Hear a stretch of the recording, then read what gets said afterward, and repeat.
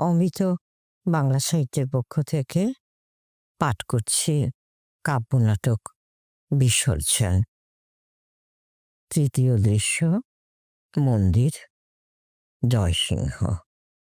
জয়সিংহ: মাগো, শুধু তুই আর আমি এ মন্দিরে সারাদিন, আর কেহ নাই।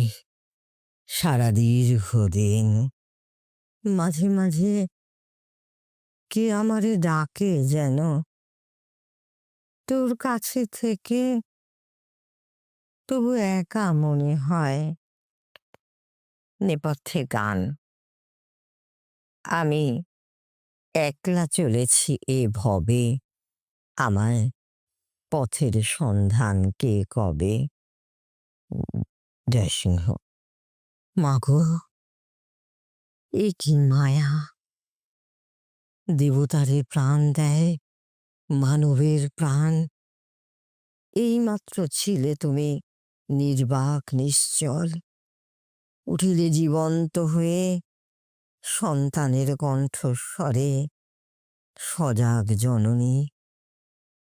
গান গাইতে গাইতে অপর্ণার প্রবেশ। আমি একলা চলেছি এ ভবে, আমায় পথের সন্ধান কে কবে। ভয় নেই, ভয় নেই, যাও আপন মনেই। যেমন একলা মধু ধেয়ে যায় কেবল ফুলের সৌরভে। জয়সিংহ: কেবলই একেলা, দক্ষিণ বাতাস যদি বন্ধ হয়ে যায়, ফুলের সৌরভ যদি নাহি আসে, 10 দিক জেগে ওঠে যদি 10টি সন্দেহ সম, তখন কোথায় সুখ, কোথা পথ? জানো কি একলা কারে বলে? অপর্ণা: জানি, যবে বসে আছি ভরা মনে, দিতে চাই, নিতে কেহ নাই। জয়সিংহ: সৃজনের আগে দেবতা যেমন একা, তাই বটে, তাই বটে। মনে হয় এ জীবন বড় বেশি আছে, যত বড় তত শূন্য, তত আবশ্যকহীন। অপর্ণা: জয়সিংহ, তুমি বুঝি একা? তাই দেখিয়াছি কাঙাল যে জন, তাহারও কাঙাল তুমি।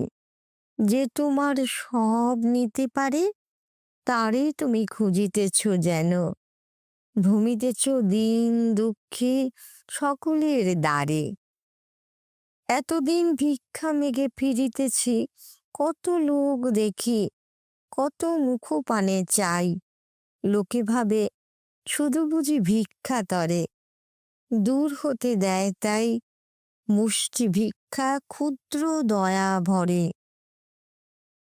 এত দয়া পাইনে কোথাও, যাহা পেয়ে আপনার দৈন্য আর মনে নাহি পড়ে।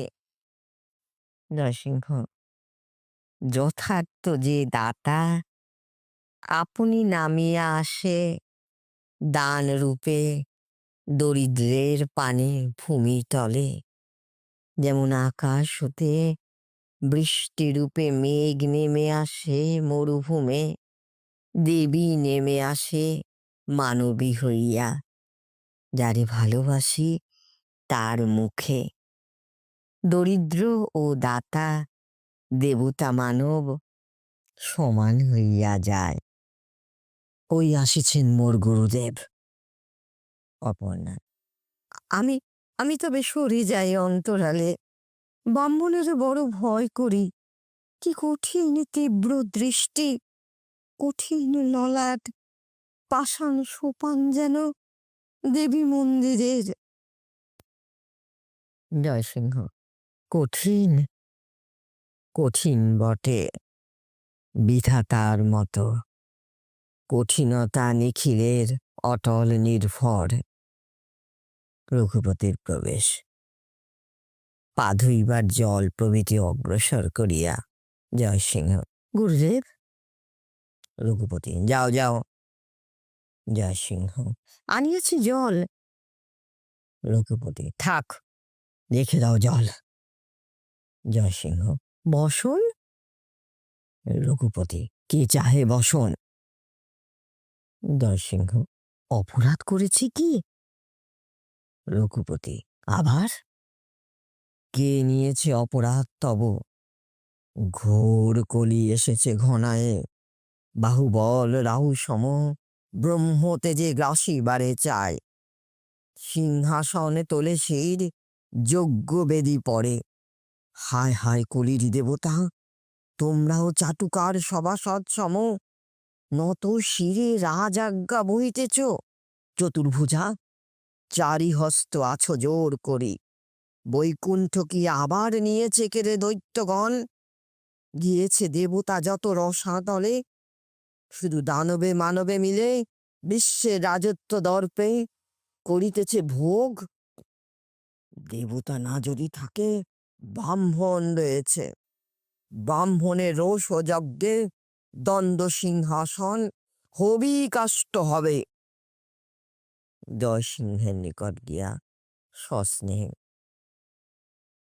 বৎস, আজ করিয়াছি রুক্ষ আচরণ তোমা পরে, চিত্ত বড় ক্ষুব্ধ মোর। নরসিংহ, কি হয়েছে প্রভু? রঘুপতি, কি হয়েছে? সুধা ও অপমানিত ত্রিপুরেশ্বরীরে এই মুখে কেমনে বলিব কি হয়েছে? জয়সিংহ, কে করেছে অপমান? রঘুপতি, গোবিন্দ মাণিক্য। জয়সিংহ, গোবিন্দ মাণিক্য? প্রভু, কারে অপমান?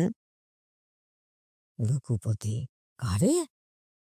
তুমি আমি সর্বশাস্ত্র সর্বদেশ সর্বকাল সর্বদেশ ও কাল অধিষ্ঠাত্রী মহাকালী, সকলের করে অপমান ক্ষুদ্র সিংহাসনে বসে। মার পূজা বলি সে দিল স্পর্ধা বরে। জয়সিংহ, গোবিন্দ মাণিক্য? রঘুপতি, হা গো হা, তোমার রাজা গোবিন্দ মাণিক্য, তোমার সকল শ্রেষ্ঠ, তোমার প্রাণের অধীশ্বর। অকৃতজ্ঞ, পালন করিনু এত যত্নে স্নেহে তোরে শিশুকাল হতে, আমাজে প্রিয়তর, আজ তোর কাছে গোবিন্দ মাণিক্য। জয়সিংহ, প্রভু, পিতৃকোলে বসেই আকাশে বাড়ায় হাত ক্ষুদ্র মুগ্ধ শিশু পূর্ণচন্দ্র পানে। দেব, তুমি পিতা মোর, পূর্ণ শশী মহারাজ গোবিন্দ মাণিক্য। কিন্তু এ কি বকিতেছে? কি কথা শুনিনু? মায়ের পূজার বলি নিষেধ করেছে রাজা, এ আদেশ কে মানিবে? রঘুপতি, না মানিলে নির্বাসন। জয়সিংহ, মাতৃপূজাহীন রাজ্য হতে নির্বাসন দণ্ড নহে। এ প্রাণ থাকিতে অসম্পূর্ণ নাহি রবে জননীর পূজা। শেষ হল বিসর্জন নাটকের তৃতীয় দৃশ্য।